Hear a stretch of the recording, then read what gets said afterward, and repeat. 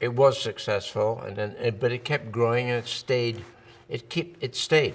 Um, and after a while, I started to think about, well, one really should think about a sequel, and that we tried 5 years ago, and it defeated us, and then it restarted the engine about 2 years ago, actually. I think 2 years ago.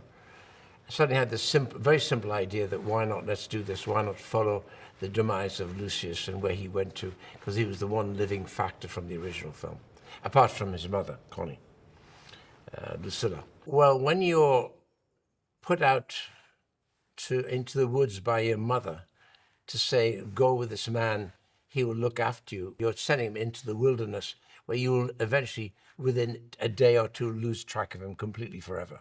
So there's that to it. Then he turned up one day, years, months later. When you live off the desert by yourself, you become a toughened entity yourself. You become independent. So in a way, that's his education. So by the time he's a teen, he can really look after himself. So by the time he settles in, wanders into the walls of Namibia, no one has any idea as a Prince of Rome. He involves himself in the most likely thing to do, to join the army.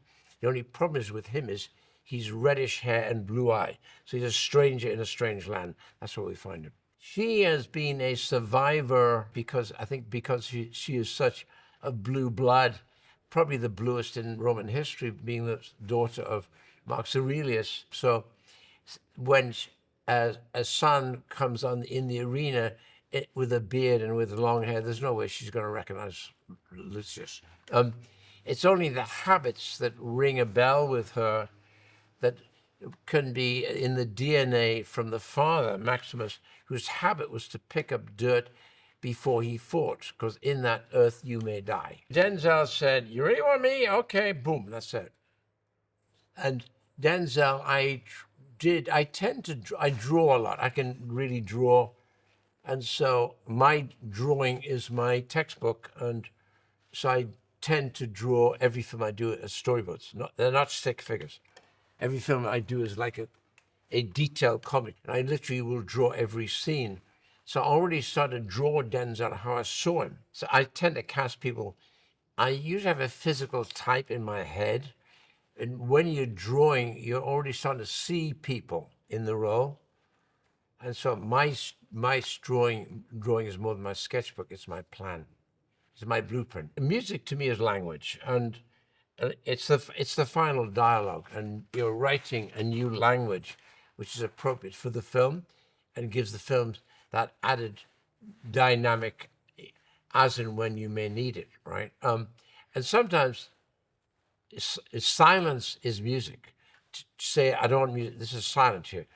Silence is music. It's a statement, a sound statement. Arthur's like, the expert, by now is the expert on medieval architecture, medieval Rome, and anything period I tend to jump on. I'll say, oh, here we go, Arthur.